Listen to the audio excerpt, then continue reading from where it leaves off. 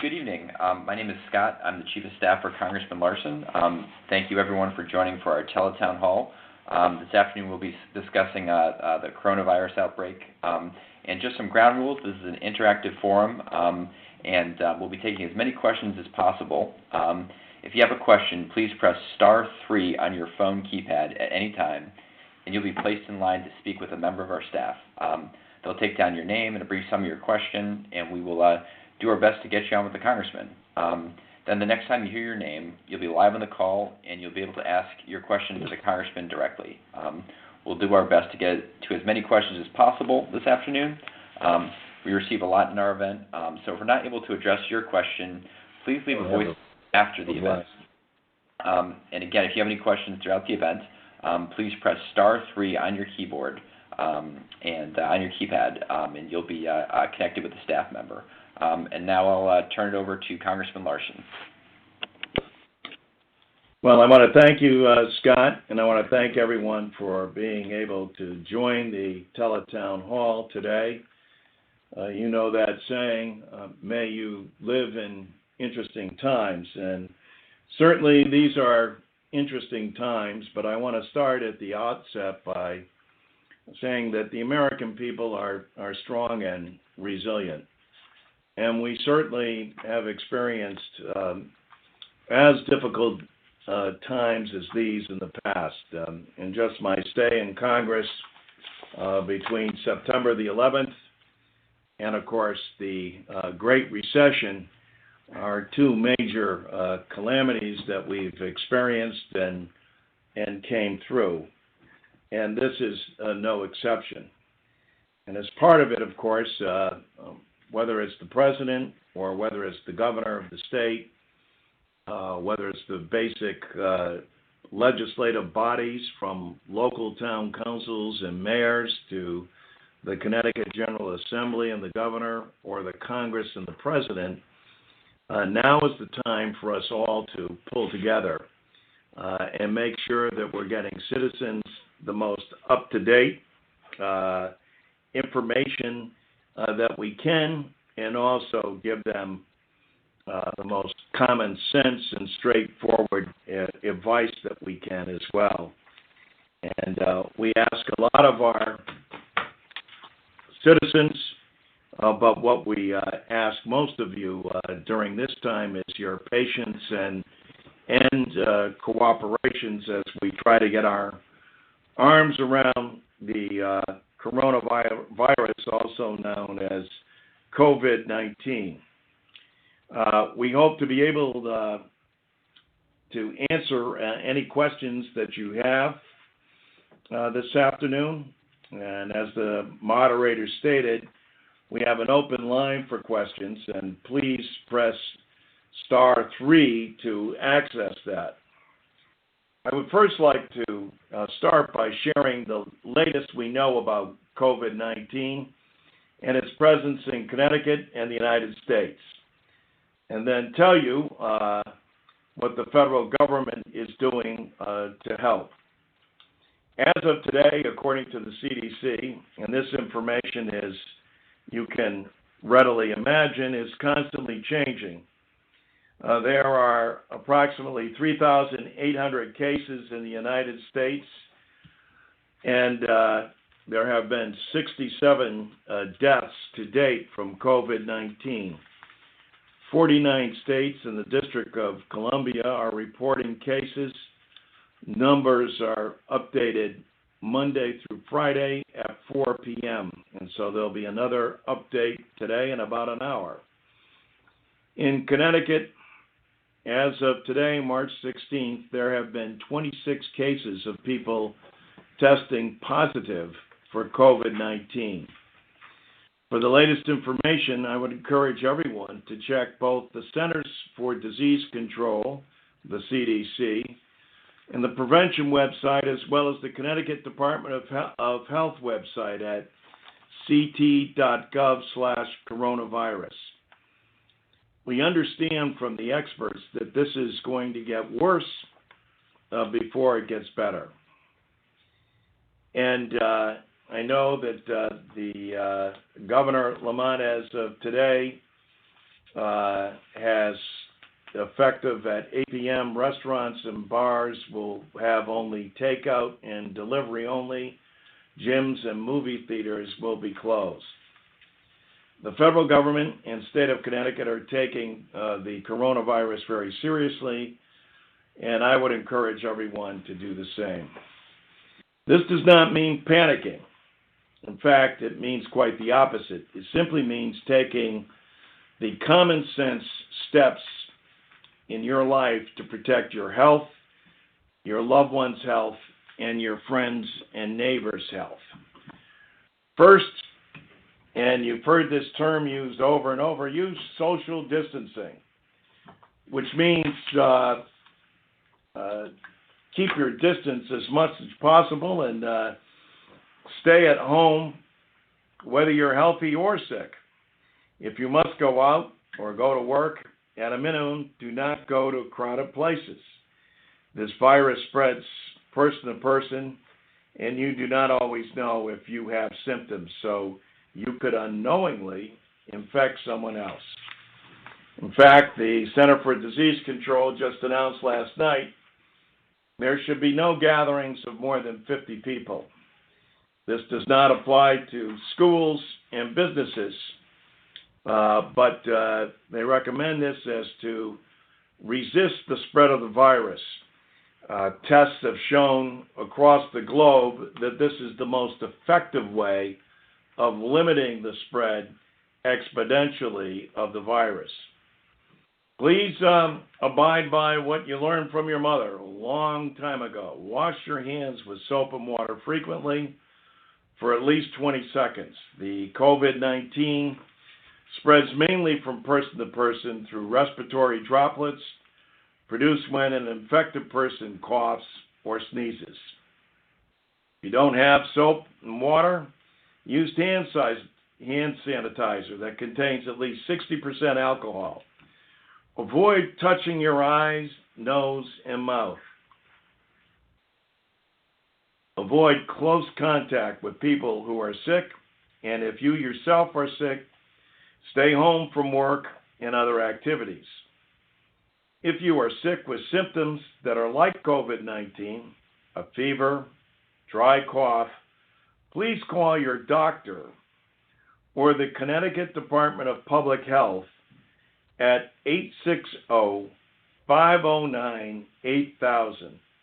That's the Connecticut Department of Public Health at 860-509-8000. If you are sick, please stay at home. Do not show up at the emergency room, urgent care, or your doctor's office. You might end up spreading the virus unnecessarily. We have heard this repeatedly from our hospitals and our doctors and our healthcare professionals that to prevent the system from getting overwhelmed, it's vitally important that you contact your doctor first. If you have no doctor, then you call 211 and you will be connected to health providers who will be able to direct you on the steps to take to get tested to take care of yourself and others. On that front, with regard to being tested, I'm pleased that on Saturday morning, as a matter of fact, I think it was about 12:45 on Saturday morning, the House of Representatives passed a bill that will make sure that the cost of testing, including any copay, will be completely paid for everyone, no exceptions.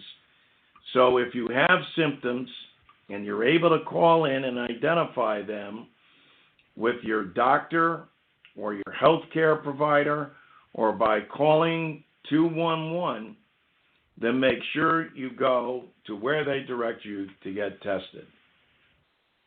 We also ask that you be patient. Testing may be limited initially to priority population, especially our healthcare workers, first responders, and those at high risk. Those at high risk being over the age of 65 or with a chronic medical condition who have a fever.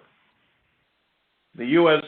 Public Health Service will be rolling out 1.9 million tests, working with FEMA in temporary pod-based units across the country that can conduct 2,000 to 4,000 tests a day.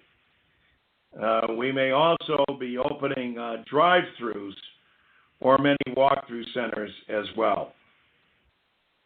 I would also like to let you know we in Congress are taking this very seriously and are attempting to provide all the resources we can to fight this epidemic. A week ago, we passed and the President signed into law an $8 billion emergency spending bill for COVID-19.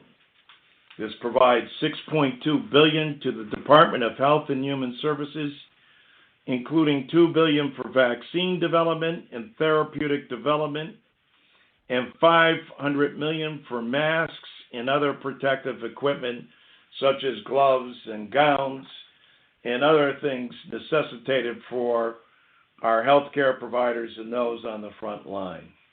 There is also $1.9 billion for the Center for Disease Control, and this bill would allows for an estimated $7 billion in low-interest loans to affected small businesses.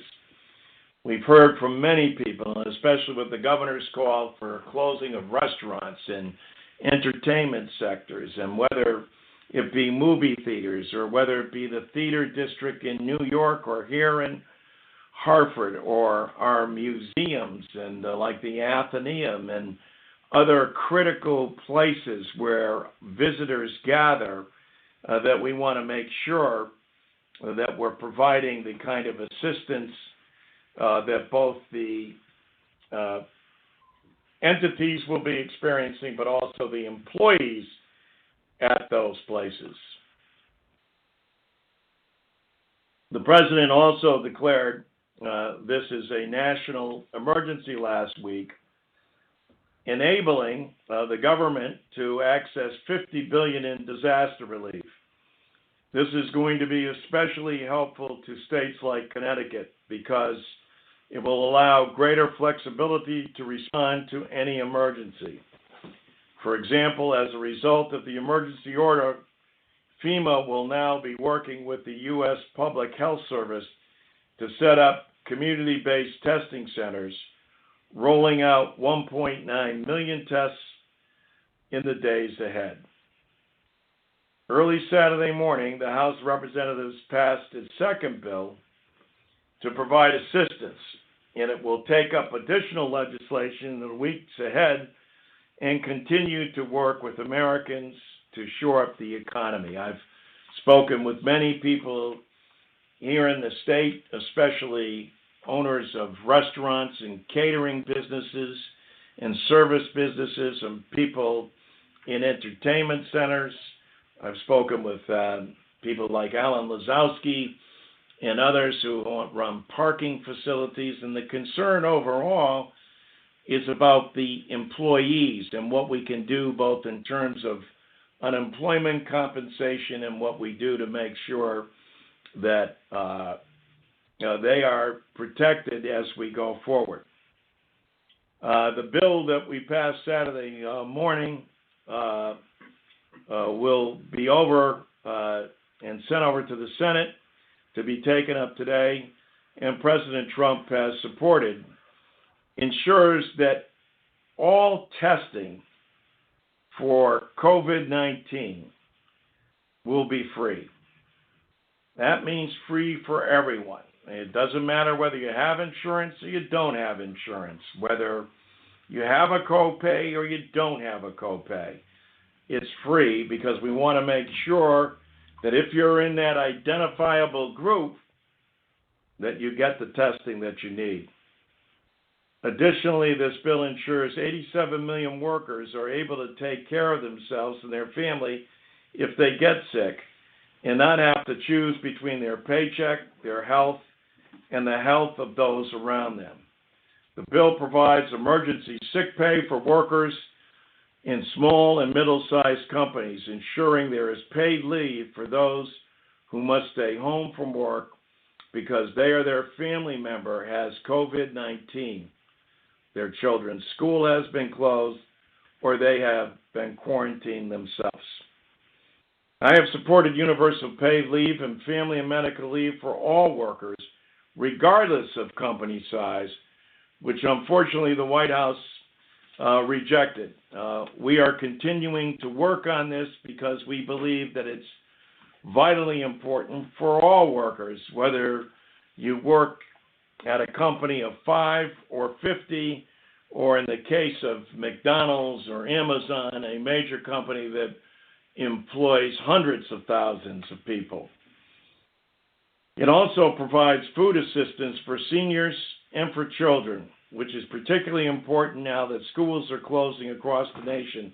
Many children and seniors rely on school breakfast and lunches for their primary nutrition. Connecticut hospitals have asked me and other members of Congress of the Connecticut delegation to ensure that Connecticut has access to as many personal protective equipment such as masks, gowns, ventilators, etc. from the national stockpile as they need. And the whole delegation has pledged to do that. This is the most up-to-date information that I have. We are going to continue to be on the lines and do other tele-town halls and inform individuals, but I just want to reiterate again. I know this is a tremendous inconvenience for a number of individuals, and it's a great sacrifice to ask our people. But we are going to continue to work with the governor. We are going to continue to work with the president. We are going to continue to work with all the impacted agencies. Your information is important. No question is too small or too big. Anecdotally, the things that you have to say, hopefully we can help turn and first and foremost answer your question, or B, follow through on your suggestions that can help the American people. So with that, I thank you for joining me, and now we'll open it up to questions. Remember to press *3 if you had to ask a question.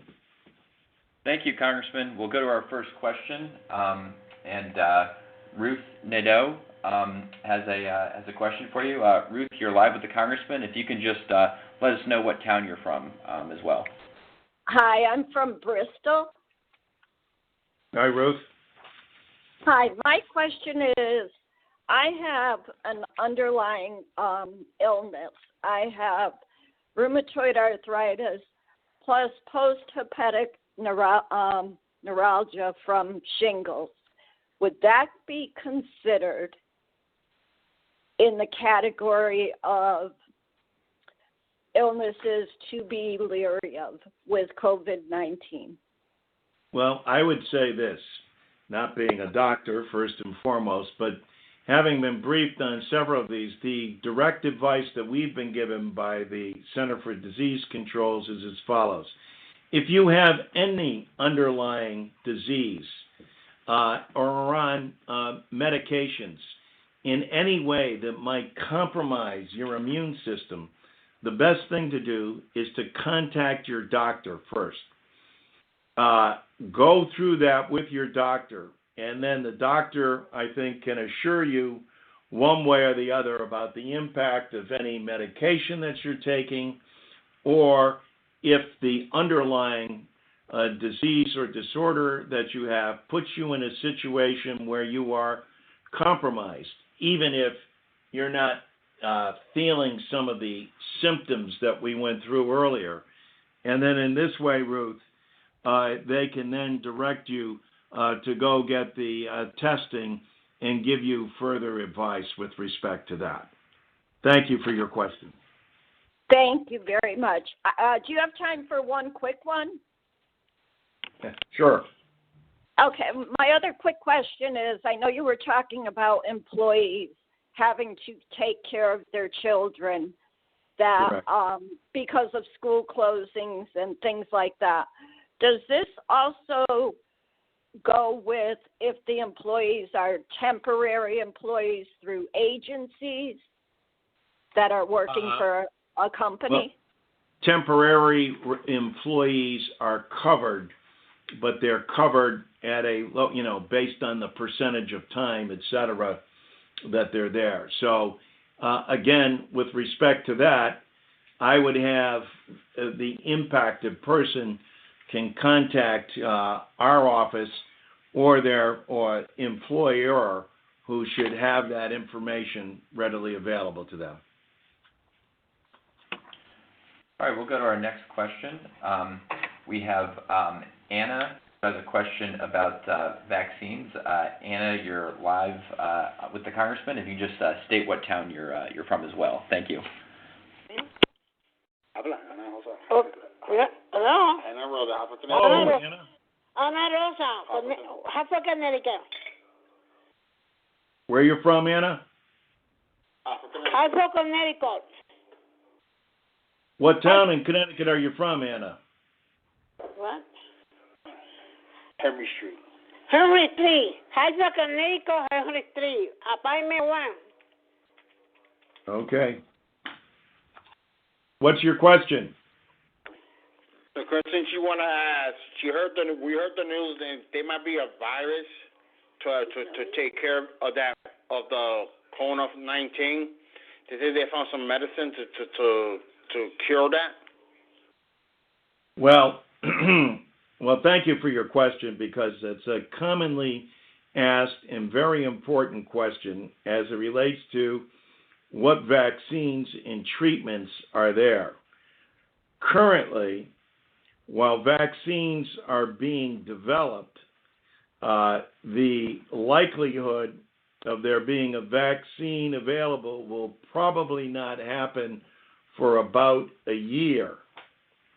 Some vaccines may be ready for clinical trials on humans in the next few weeks, but in terms of having go through the rigorous testing that they would by the FDA, they will not be ready for about a year. However, there are also treatments that are being developed, and including something called the Remdesivir, developed by the Gilead company for Ebola, which is having positive results around the world and is now being used in Washington State, which is the epicenter in the United States for the coronavirus, and the FDA's Compassionate Care Program. I would add that several other biotech companies are also working to find treatment for the new coronavirus, and pharmaceutical giants like Johnson & Johnson are working on vaccines. And we've seen some promising results using a mixture of 2 HIV medications and Tamiflu, the antiviral drug for treating the flu.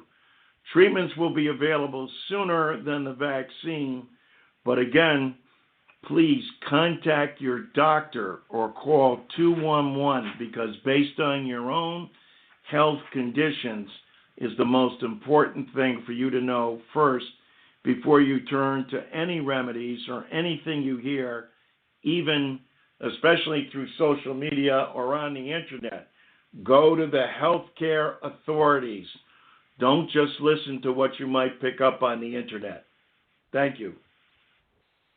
Thank you, Congressman. As a reminder, press *3 if you'd like to ask a question, and you can also press *6 if you'd like to ask a question and also get a chance to sign up for our newsletter as well.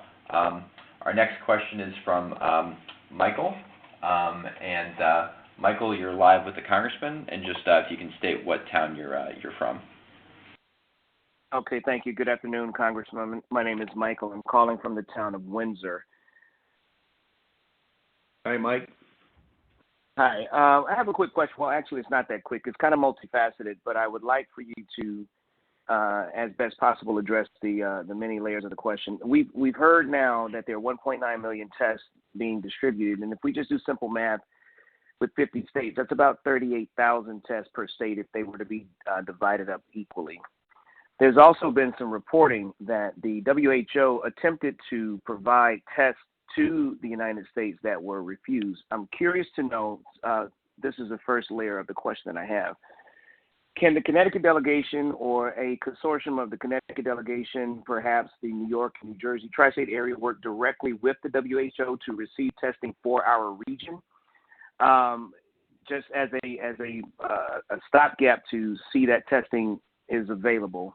And I'll leave that on the table for you to address. Secondly, I serve in the faith community as a faith leader, and I have a number of individuals that I'm trying to disseminate information to as best possible as I'm able to synthesize what I'm receiving through news and forums like this. And I want to pause to thank you for this forum.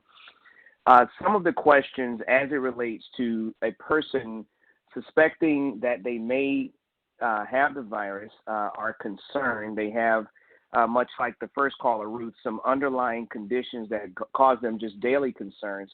I recognize that the steps given is to contact your health care provider if you have one, and then to self-isolate.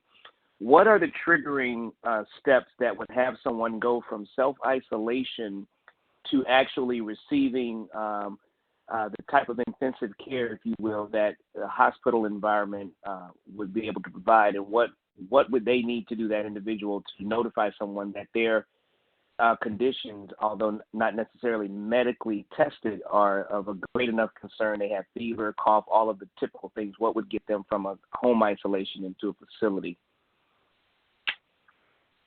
Okay. Well, let me start by first and foremost saying that while I share your concern and agreement and think that the government should have been open to the WHO's generous offer, and that we continue to press the administration to do just that. The president's response thus far is that he's called in the American companies and speeding up the process and getting them to come up with what the administration considers to be better tests, and they are speeding those up. But as your math is correct, not as fast as we would like to see them, and we will continue to exert that pressure as a delegation. But I would also have to point out that, as I'm sure you're well aware, with two branches of government, and one controlled in the House by the Democrats, the other in the Senate by the Republicans, does not, in spite of the great efforts of Senator Blumenthal and Murphy, we have not always been successful in convincing our Republican colleagues in the Senate that they should side with this, even though one would have to argue that this has been very bipartisan in terms of trying to work through this, and I maintain that that's the best way to proceed, even though I may have criticisms of the administration. I think this is the time that we all need to pull together to work towards that goal, and assure you that we will continue to pressure to make sure that we receive an ample amount of testing. Your second question, second layer of that question, though, I think gets to a real crux of the matter here, and that's with underlying test concerns that may not present themselves with the dry cough and the fever that we alluded to earlier, and it may need the consultation with the medical official. So, if there's not a medical official, meaning a doctor or a healthcare provider that an individual can see, Then, of course, as we indicated, call 211. That will then hook the individual up with the healthcare providers that can best assist with the underlying conditions, and also assist if the testing goes forward as to how to make sure that those individuals get the right care one way or the other. Hopefully they test negative, but may have other flu-like or other symptoms that they can also get the appropriate advice and treatment for as well. And that's why I think the establishment by the governor of the 211 line is the best number. Thanks. Thank you, Congressman. Rebecca has a question. Rebecca, you're live with the Congressman, and just let us know what town you're from. Hello. Hi, Rebecca. Hi. Can you hear me? Hello? Yes. Can you hear me? We can hear you, Rebecca. Okay. Excuse me. I have a two-part question. The first one is really for my sister. She works in the the school system in the cafeteria, and she is the mother of 3 young children, and she doesn't get benefits, and she doesn't get the sick time. So with them closing down the school, how is she supposed to survive? Are they going to be reimbursing them, or what? How is that going to work? She would be eligible to receive, and this will become clearer, I think, too, both unemployment pay, but she would also be we have passed sick leave and family and medical leave as well, which she would qualify for. So I don't think so even if she doesn't qualify for that, like through her job, she will be able to still get it, is what you're saying? If she is employed, which I assume she is. She is. Whether it's a cafeteria worker or not, she would be eligible for the paid family and medical leave. Okay. And my second question. You went blank. Oh, sorry, we must have lost her, unfortunately. You can go on to the next question. Well, I hope if Rebecca's still on, she checks out that cough of hers, too. So we'll go to our next question. Alicia from Middletown has a question. Alicia, you're live with the Congressman. Hi, Congressman. Thank you so much for your time and for doing this. This is really informational. Mm-hmm. Thank you. So I have a question about the gatherings. It says if I understand it correctly, it's less than 50 people, and I understand that the exemptions, at least that were voiced, were for schools and businesses. I wanted to know if churches were exempt as well. And in addition to that, is this a recommendation, or is this like an all-out ban that has consequences if you were found to have a gathering of more than 50 people? Well, it's a recommendation, number one, and I don't know if churches were exempt. I would assume they are, but usually that's up to the parishioners to make those, and the pastors or the rabbis or the priests to make those decisions. And I think everybody is probably erring on the side of caution. I would note that with Easter approaching, that it was announced, I believe it was on 60 Minutes last night, and looking at the severity of this globally, that the most holy day of the year in Christianity is Easter, and the Pope has declared that while St. Peter's Square will be open and church and mass will be conducted in the basilica, that the square will be closed to the general public, but the mass will be televised to individuals. And I think it's because everybody wants to make sure they're taking into consideration the severity of this. And the severity of the spread of the coronavirus is that it's the likelihood of it spreading multiplies exponentially in crowds.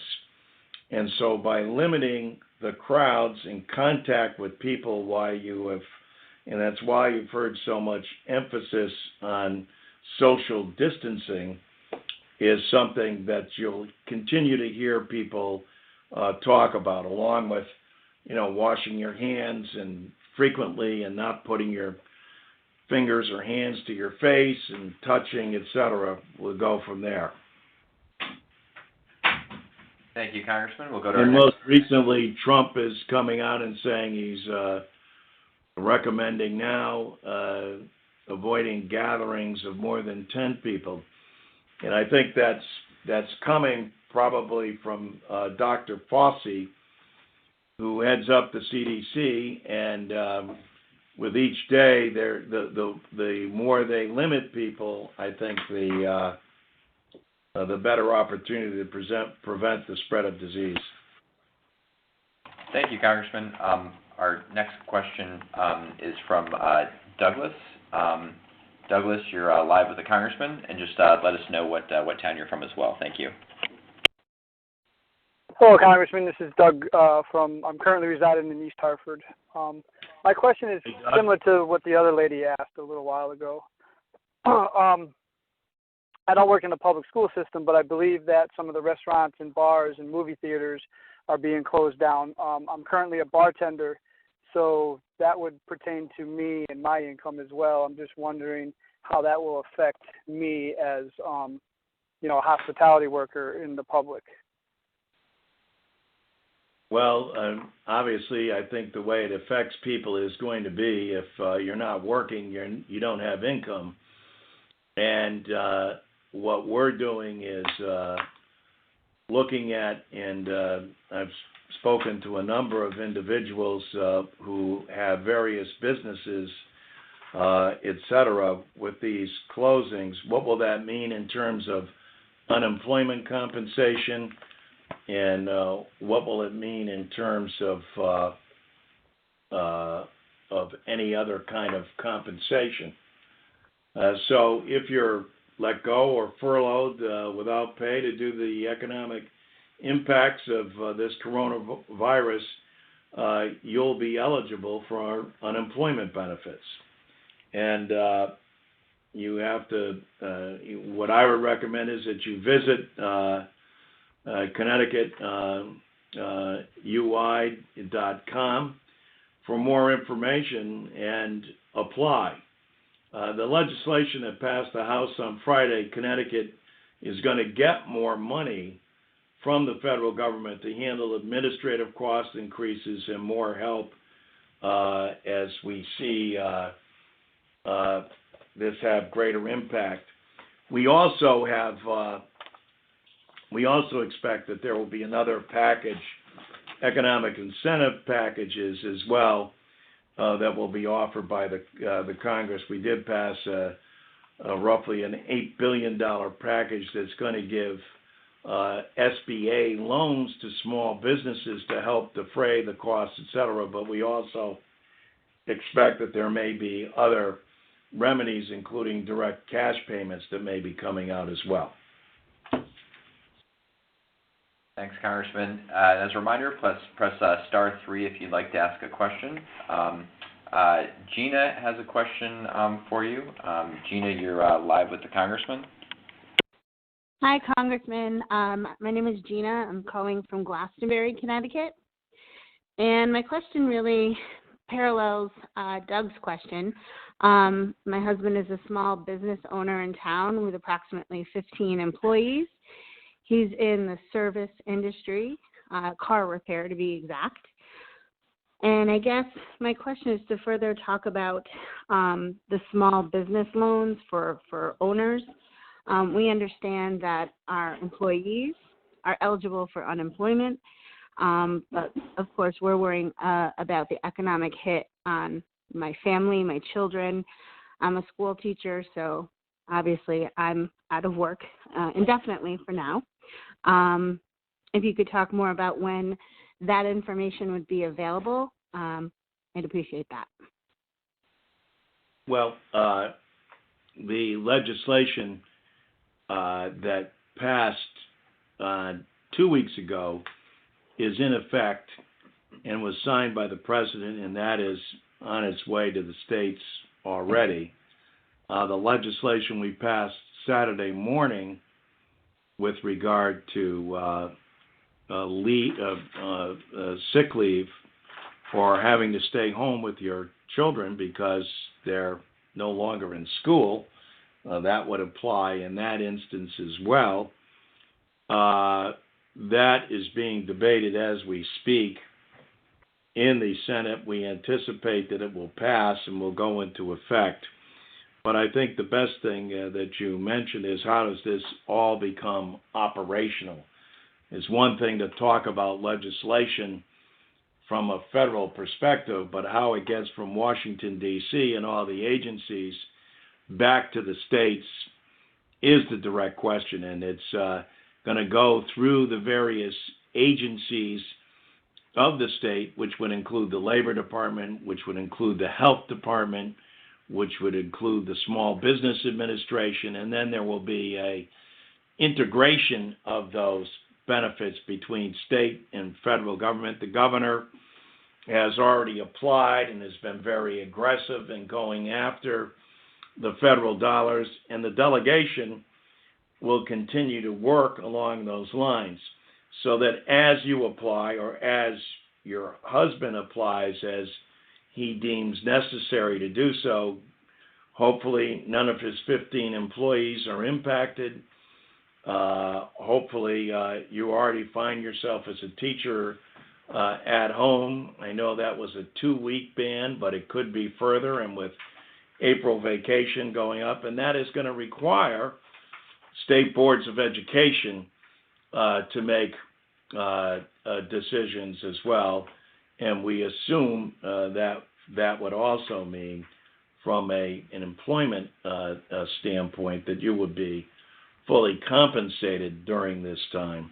And if not, I would assume that the Connecticut General Assembly would take that up immediately. The federal government doesn't have any role with regard to state education, but nonetheless, we certainly would work with the various states with regard to that. But as always, these are excellent questions, and these are the everyday concerns that people have, and they're very practical and equally as important as any question that we receive, and thank you for it. Thank you, Congressman. Our next question is from Elaine from Southington. Elaine, you're live with the Congressman. Hi, Congressman. Hi, Elaine. I have 2 questions for you. The first question is, on Wednesday, March 18th, I have an appointment to get my taxes done. And I called the place this morning, and they said they're open all week. So I didn't know it would be advantageous to go there, but I don't have any gloves or masks to put on to go there. And I was wondering where I could get Well, I don't think that you have to worry about that. In fact, the Center for Disease Control has said they don't recommend that people who are healthy, if you're not healthy, if you have a a cold or whatever, I would recommend you stay home, or if you just have a slight cold or sniffles, whatever, you can carry a handkerchief, or certainly you could wear a mask if you want. But primarily, what the CDC is looking to do is to make sure that, with regard to the healthcare providers, and that probably wouldn't include people who are doing your taxes, but ironically, we've received a lot of concerns from people who have to interact with the general public, who want to know what precautions they need to take, and the same things apply. Washing of hands, social distancing, keeping 6 to 10 feet between you and the individual. Obviously, common courtesy, not coughing on people, etc., and everything else. But in terms of actually being able to the extent that you need to, and obviously you do need to fill out your taxes, that, I would call ahead, make sure that you're not going into a crowded area. I assume it's with your accountant or with the tax professional, and then getting them the information that you need, and hopefully in as expedited manner as you possibly can. Thanks, Congressman. The next question, Ronaldo has a question. Ronaldo, you're live with the Congressman.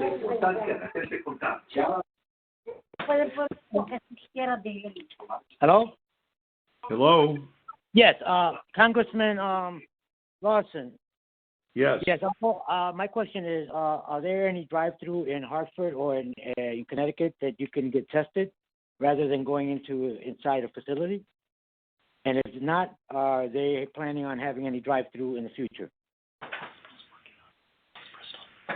Right now, both Hartford Hospital and Bristol are working on drive-throughs. But let me again caution everyone that it's not like you just drive through. You have to first be designated. So in other words, if you feel you have symptoms, or someone you know has symptoms, they need to consult their local physician. If you have no physician, then you dial 211, and they will then direct you to what you have to do with regard to testing, and then they can direct you to any drive-through. To my knowledge, Bristol and Hartford are the only two that I'm aware of at this moment, though several places are volunteering that their sites could be made available. I know that Alan Lazowski of Last Parking has said they'll make facilities available. Mark Scheinberg, the president of Goodwin College, said that they could make their vans available and testing of the use of their mobile facilities for testing. So these are, we're grateful for whatever anyone can do in conjunction, but the most important thing is to consult your physician or 211. Thank you.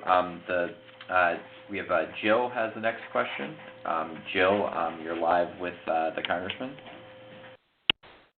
Hello, Congressman. I'm calling from Windsor, and I was wanting to know in regards to the legislation that you mentioned, awaiting a vote in the Senate that pertains to the income assistance for hourly waged employees having to take care of children that are out of school.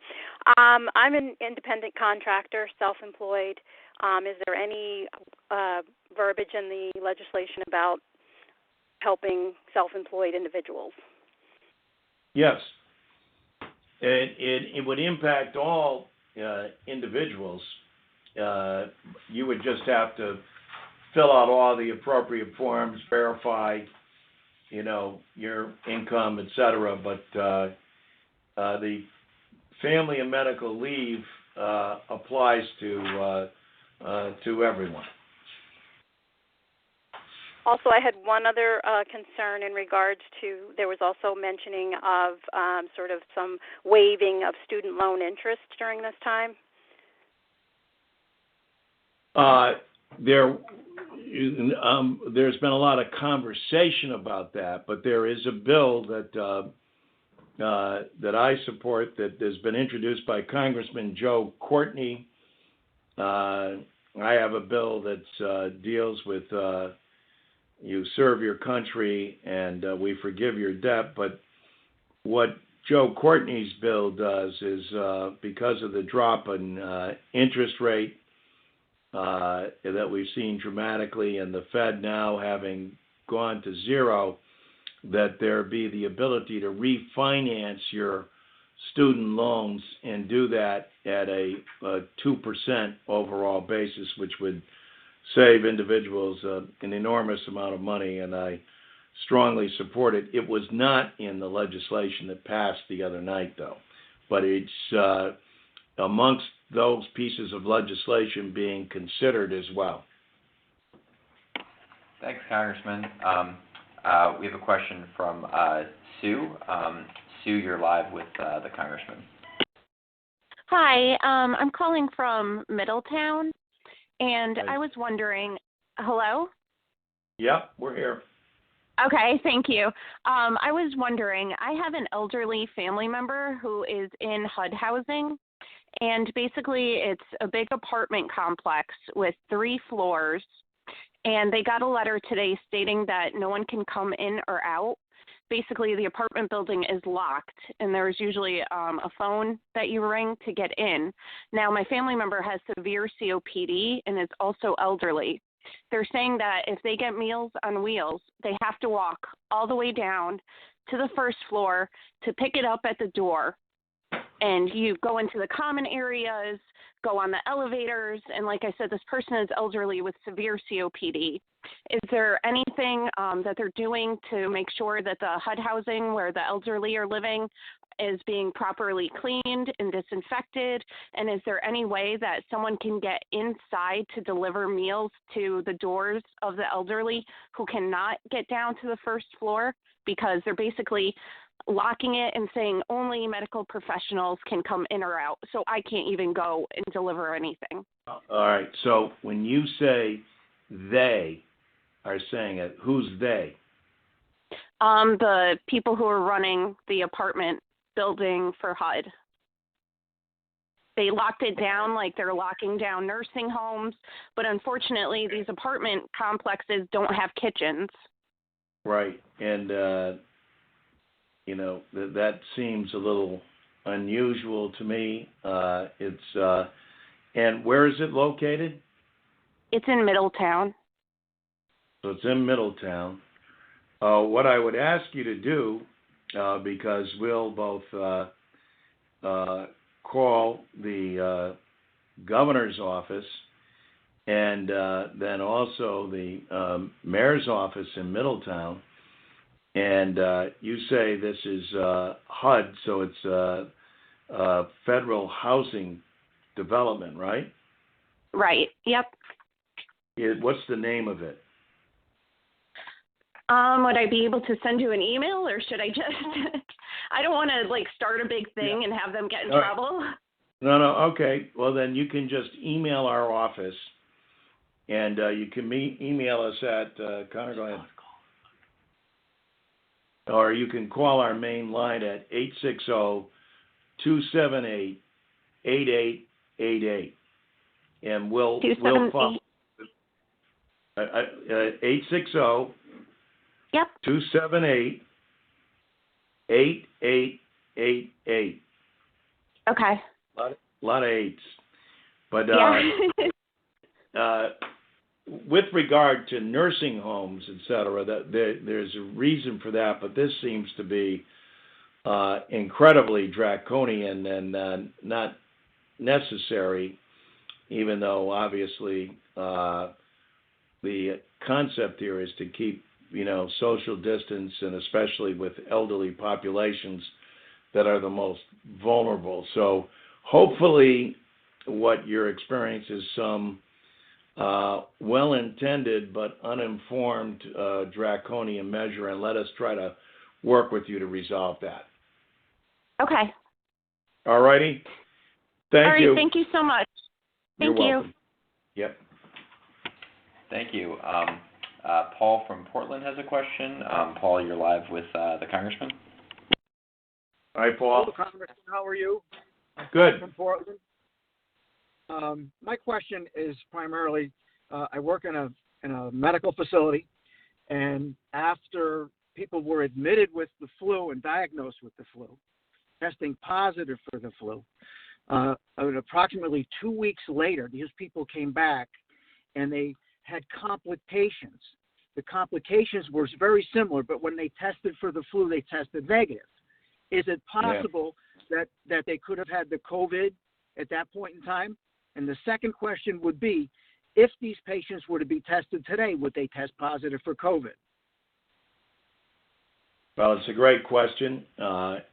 Certainly, not being a medical doctor, I'm not going to offer any medical advice here, but I will say this. Two things here. Number one, we've heard a number of cases where people have both tested negative, but then because they were exposed or didn't continue to take precautions, ended up with the virus later on. Bottom line is that anyone who was tested, whether you're tested negative or positively, should continue to take all the precautions as it relates to the spread of an infectious disease like COVID-19. And but your scenario is entirely plausible that could happen. In other words, there's no specific guarantee that even upon a negative test, that, given the circumstances or the where you are and who you come in contact with now and in the future, couldn't also result from that. It all depends, from what we're told medically, on what kind of shape your immune system is in and how resistant you are to the virus. So, Paul, that's the best information that I could give you, but I would further follow up and call 211 because you'll get medical experts which I dare say are far more knowledgeable than I am, and I'm just giving you the advice that we've heard from the Center for Disease Control. Thank you. Our next question is from Roberto. Roberto, you're on live with Congressman Larson, and just let us know what town you're from as well. Thank you.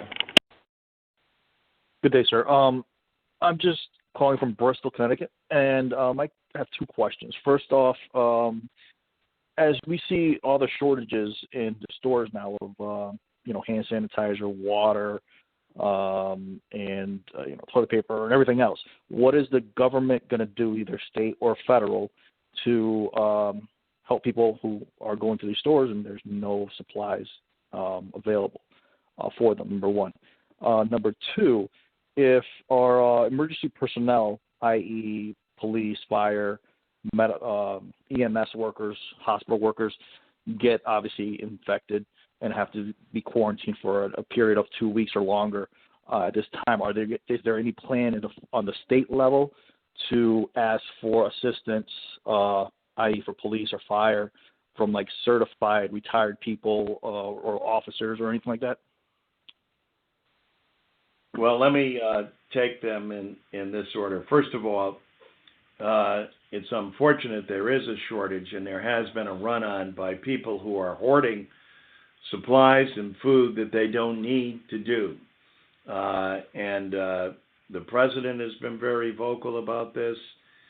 Members of Congress have, the governor and others. There is There is no short supply, but certainly there can be a great deal of inconvenience if people run on stores to gather up stuff and then prevent someone who's going through their daily routine, who goes to the store on a regular basis, anticipating the shelves will be stocked, but because of individuals who have panicked, find themselves in this situation. So we strongly urge people not to do this. We have been assured again today, the President has addressed, there's no shortage of food or supplies of that nature. There will be a shortage of masks and gloves and ventilators and other things of that nature if people overwhelm the system and don't follow the procedures that we're recommending today. And the same is true with respect to food and other supplies. If people are hoarding or rushing or taking them, or in some cases, as we've heard people do online, buying up supplies of stuff and then reselling it online. There will be extra added provisions, I assure you, legislatively, to crack down on people during an emergency like this who would take advantage, price gouge, or otherwise through price fixing or manipulating items, whether it be as common as toilet paper or basic necessities that hand purifier, you name it, that people actually need in order to prevent the spread of disease.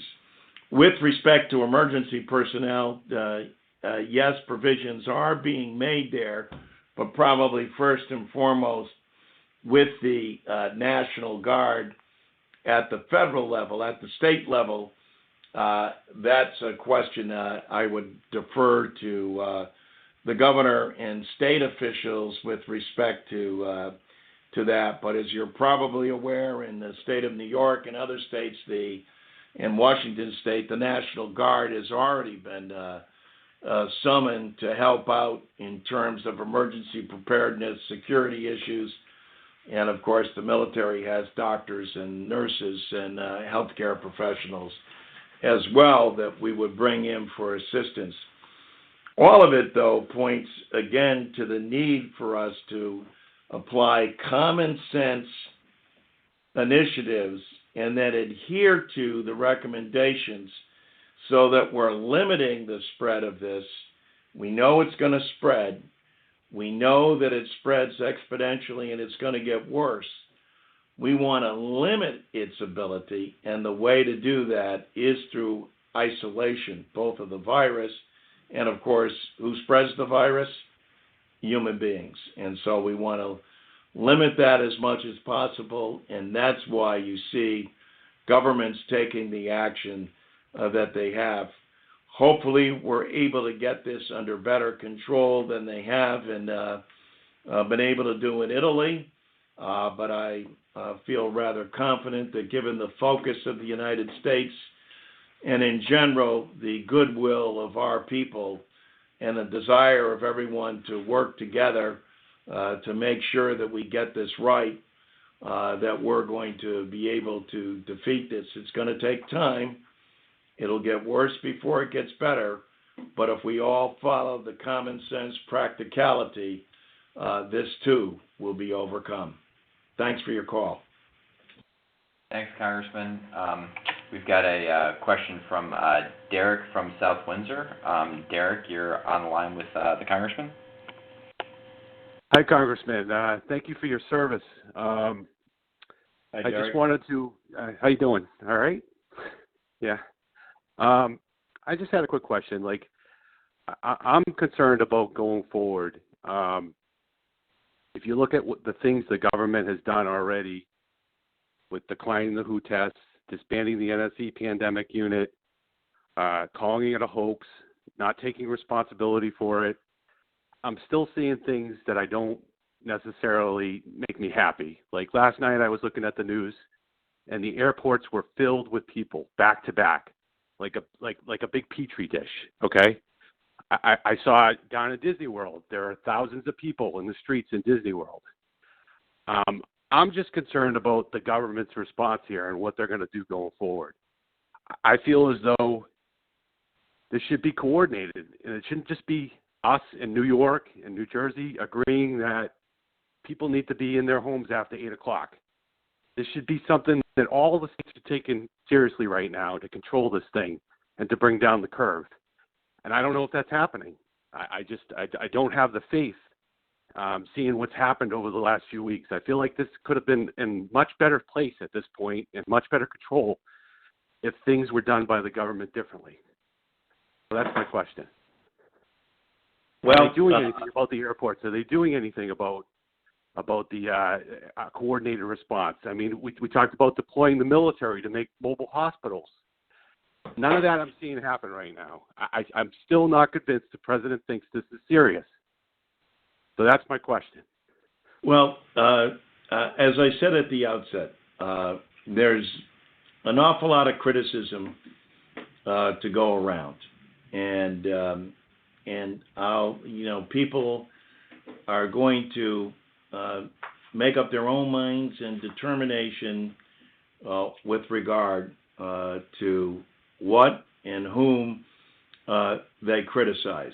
And rightfully so, and every citizen is clearly entitled to that, and it's also why we have a free press that reviews and comments about it as well. With regard to government's response, could it have been sooner? Should we have taken advantage of a number of the issues that presented itself, including receiving tests from the World Health Organization and other examples? The answer to that is yes. But is government now responding? And are they responding in a fashion that gives people confidence? And I would say that it's a mixed bag. But I have to say that now is the time, as an elected official, especially when you're dealing with a contentious body to begin with, when you have a House that is Democratic, a Senate that is Republican, and a president that is Republican, this is the time to put aside the criticism and focus on getting the job done. And I think history will judge, and so will voters in the not-too-distant future, how we have responded.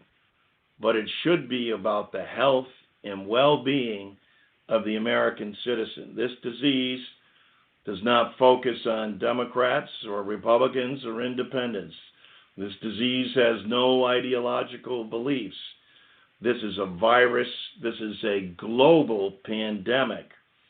And now that the government is fully engaged, it needs to be more so. But we also have to rely on the goodwill of our citizens, especially in a free and open society where people do have a great individual responsibility that coincides with their community, state, and federal responsibility. The governor has issued calls within the state. Mayors of big cities and small towns have issued concerns. You heard a call earlier from someone from a church. And so everybody is going to play a role, whether it be government, whether it be the private sector, whether it be the religious sectors, the not-for-profits, go down the list. But we all have a responsibility in this to pull together to make sure that, as you rightfully point out, the seriousness of this problem and that we get our arms around it as quickly as possible and is in orderly a fashion.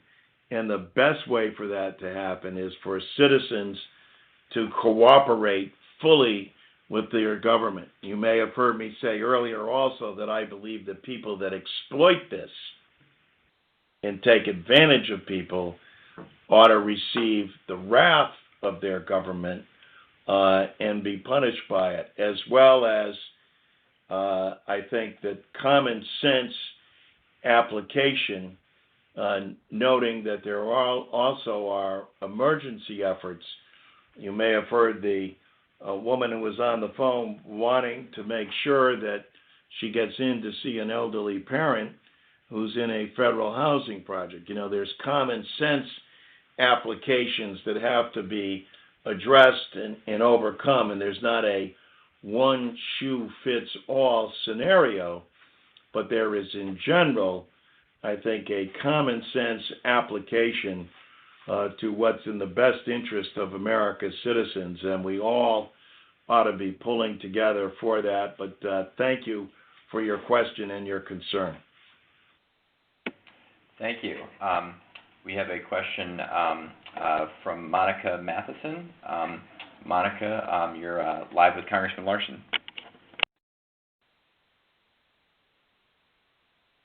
Hello? Hello? Hello, Mr. Congress. Hello, Mr. Monica. Larson. Yes, Mr. Larson. I'm living in East Hartford, on Main Street in East Hartford. But I'm in Jamaica now. I would like to know if I can come up. If you can what? If I can come back up now, because of this disease going on, I would like to know if I can come. I'm in Jamaica. You're in Jamaica. Yeah, and I would like to come.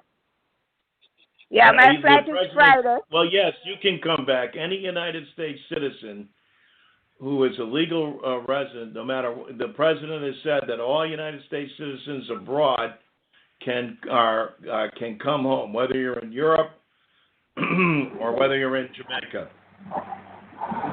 Okay. So yes, Thank you very much. No worries. You can come back home. Thank you very much. Have a good You're day. welcome. Yep. Thank you. Our next question, Andrea from Newington has a question. Andrea, you're live with the Congressman. Hi, good afternoon, Congressman. Thank you. Good afternoon, Andrea. My question pertains to the upcoming election and primary season. So I know Connecticut's primaries are scheduled for next month. I anticipate, based on the restrictions that we have today, and then especially if we were to have further restrictions that would impact, public transportation, I could foresee a lot of people not being able to get to the polls to be, to go and vote. Do you know, or could you suggest to someone the possibility for support in terms of helping people get registered to do, online voting or absentee ballots, things like that, so that we can make sure that that folks are able to participate in the election season? Sure. Well, as you're probably aware, the Connecticut presidential primaries will be held on April 28th. The CDC, meaning the Center for Disease Control, has issued recommendation for polling places that include making sure that polling workers are healthy, sanitizing surfaces consistently, and are incorporating social distancing strategies. As you're probably also aware, the Secretary of State, Denise Merrill, is in contact with all of our towns and registers of voters, and has asked every town to update their emergency contingency plans. In Connecticut, of course, elections are administered by each town with guidance and support coming from the Secretary of State. We will continue to ensure everyone is getting any federal guidance or resources that are needed. And clearly, I urge everyone to check the website of their local registrar or to call the town where they live, in, as we get closer to the election, to make sure that there are no polling place changes, as has been some of the recommendations that have been made. Secretary Merrill has done an extraordinary job and is working hard as well on absentee ballot issues as well, and will continue to try to make sure that in a democracy, voting is the most important thing that we do, and we want to make sure that everybody has an opportunity to vote, but we do so in a safe and secure and sanitized manner for the primaries come April 28th. Thank you for your question. Thank you. Our next question, Iris Rodriguez. Iris, you're live with Congressman Larson. Hi, Congressman Larson. I'm Iris from Hartford, Connecticut. I work for the elderly at home. I am concerned. I had to call my boss last night. I got a call from one of my clients. And I explained to my boss that my client is not sick, but her granddaughter that lives with her is sick. She came down with a fever. I think she saw the doctor, but my client didn't want me to come in this morning. So my boss told me no, that she had to talk to somebody, because we do have orders. If my client gets sick, we need a letter from their doctor that we could go back in there. But we don't have no information if it's a family member living in the house. Right. Well, so what can you tell me, Will? Well, I think that you've followed all the rules that you need to follow. I would be a little bit concerned if the person living with your client is sick, and clearly they should probably contact or call 211 and get the help that they need and clearly be tested. The governor, I know, recently signed an executive order to give the Department of Public Health the authority to restrict visitors to nursing homes who might bring the coronavirus into a facility. But with respect to living at home with somebody, I don't have a specific answer for that, but I would call the 211 line and review that. Obviously, you'd like to get in there, but I would make sure also that you're taking every precaution as well, since we don't know the health status of the individual who's living with your client.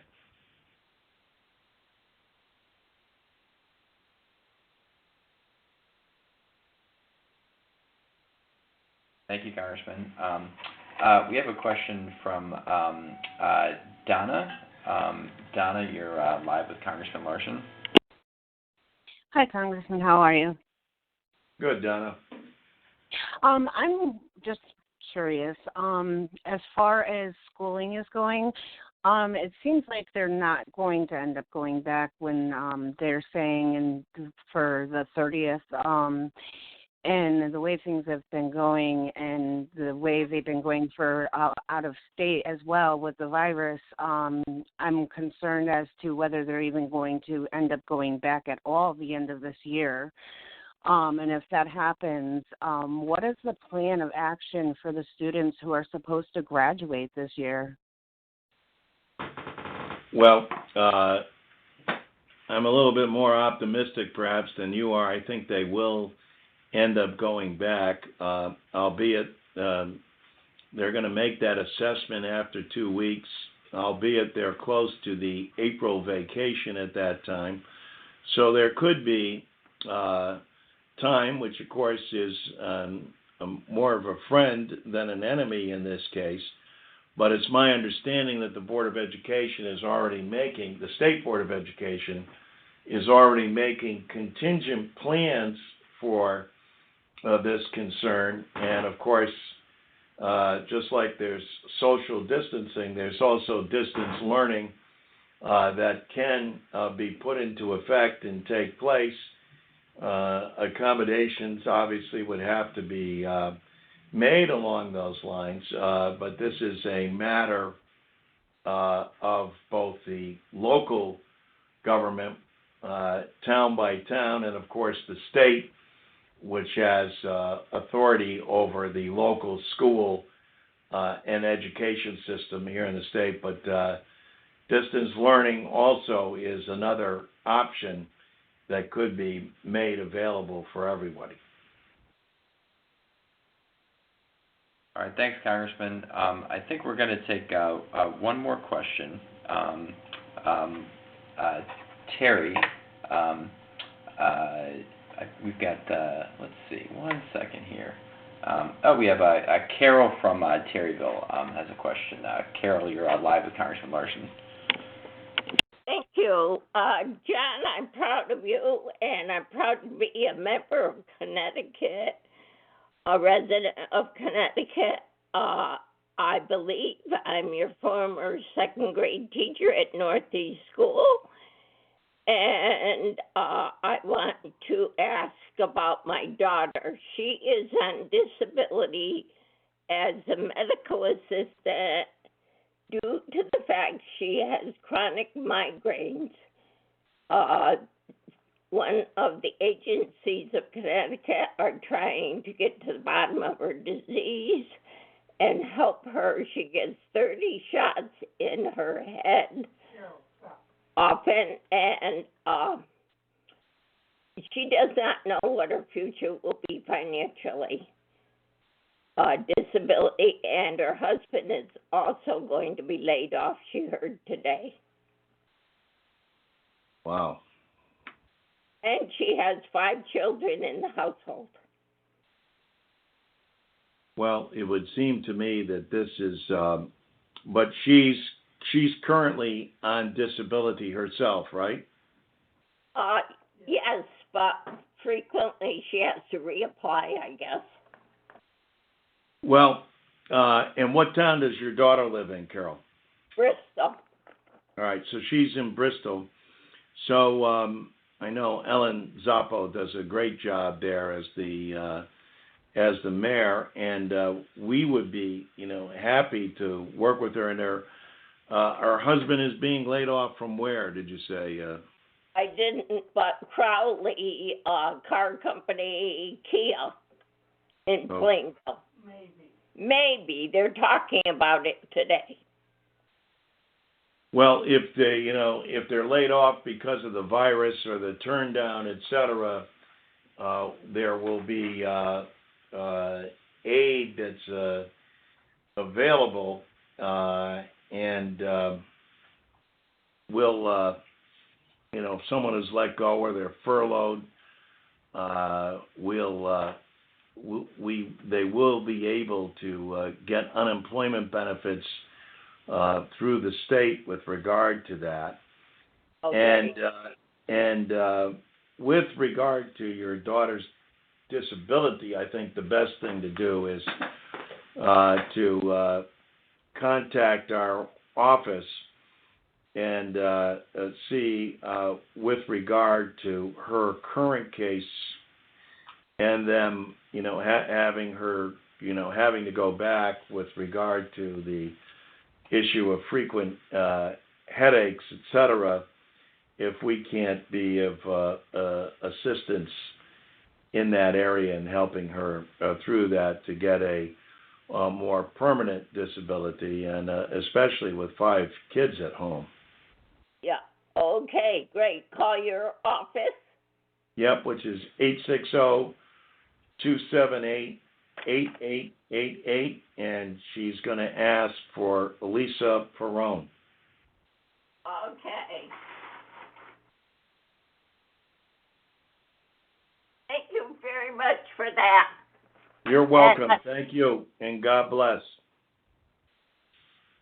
We have time for one more question, Scott, or are we done? We can probably fit one more in. Okay.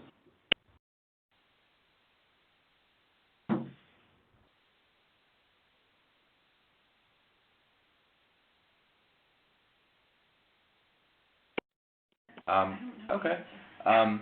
We have Vanessa has a question. Vanessa, you're on with the Congressman. Congressman, thank you. My question relates to the airport. I'm from Bloomfield, Connecticut. My question relates to the airports in Connecticut. There are a large number of people in these areas that are coming into the state and leaving. What is the government doing to help ensure that the airport workers and Connecticut residents is not being overexposed to the virus? And the other part of that question relates to the airport workers. Are there any going to be eligible for any compensation being considered, such as unemployment, for workers that voluntarily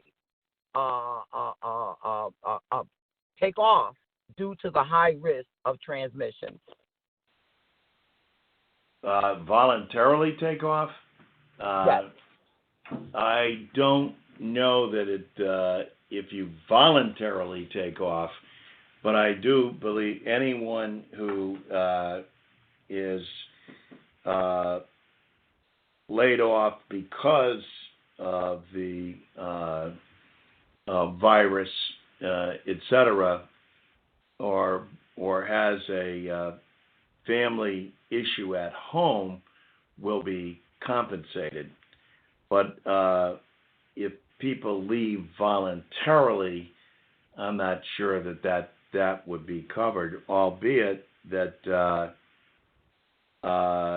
what the CDC has banned travel to other countries, and most recently to Europe, etc., but obviously has not banned any travel on behalf of any U.S. citizen, any U.S. citizen that's in a foreign country from coming back to the United States. And the other thing with regard to people who work in the airports, especially our security systems there, et cetera, and TSA, they would come under our frontline supervisors that would receive all the appropriate masking and gloves and things that would be required, and of course all the social distancing. There also is a great deal of consideration for the economic viability of these, because both the airplane industry and a number of the other related industries that are impacted by the virus, and when you start restraining people's travel, that has an economic impact as well, and all of those will have to be taken into consideration.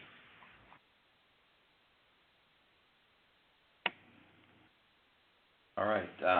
Thank you very much. And I think we do have time for one final question. We have Janet, who has a question. Janet, you're live with the Congressman. Hi, Congressman Larson. Thank you very much for this informative brainstorming and informing the public of what's going on. I'm a senior citizen who lives in Bristol. Last September, I turned 65. So my first question is regarding Medicare and Social Security. How much of this bill is going to, keep, because I live in a building of over, 300 people, and we're all like 65 and over, and so, we're all living on fixed incomes, and we're concerned that, and now they're saying that this, CNN is reporting that the Dow fell 3,000 points, and they're saying COVID will last now until July or August, and now limit the groups to only 10 people. So, and we are doing that here. We are, staying pretty much in our own apartments and stuff. They're wiping down the panels of the elevators and things like that. But my concern is, monetary wise, are we still going to have that, fixed income there for us? Because if we lose that, it's kind of like, how do you pay for your medical bills and whatnot? You know what I mean? So that's number one, my first question. My second question is for the government. I'm hoping that, especially the Oversight Committee, I think that it would be really good because they're saying that we should have a transparency and accountability, but I'd be curious to know how much of the money is going for research and development for a new vaccine, how much is going for masks and gowns and supplies, how much is going for building hospitals, how much is going for emergency medical people like doctors, nurses, police, and fire. So, something like some kind of pie chart to let us know, where the funds are going and, and how quickly. Because okay, I'll let you answer those. And my third issue is my daughter is going to be affected by the unemployment comp. So that's very important for union people and for, people. I mean, it's a monetary thing. People are worried about their funds right now, obviously. So that's my question to you. Well, that's a pretty comprehensive question, but nonetheless a very important one.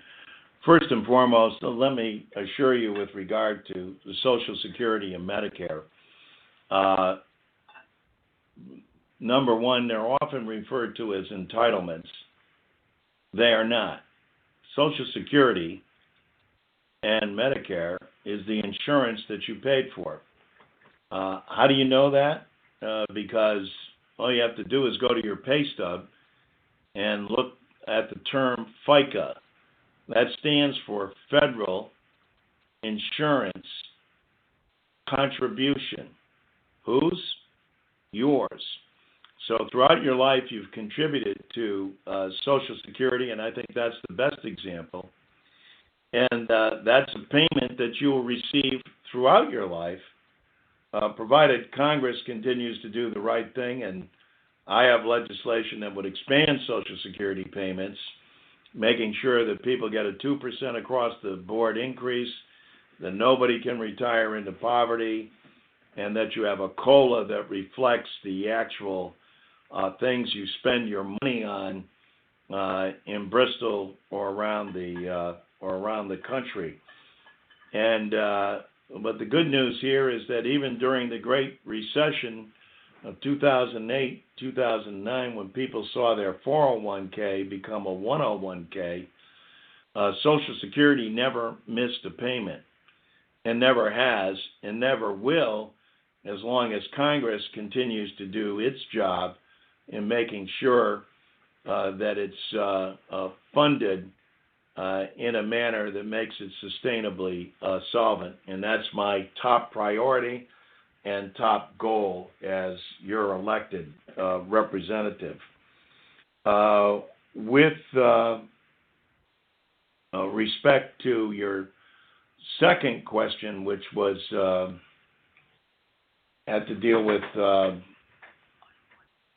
unemployment for your daughter, anyone that's laid off because of this event, there will be unemployment compensation. And then in terms of the monies that have been allocated, it's $3.4 billion for public health and services, $1.9 billion for the CDC, $900 million for research, $20 million to the Small Business Association, and $1.6 billion to deal with an international response.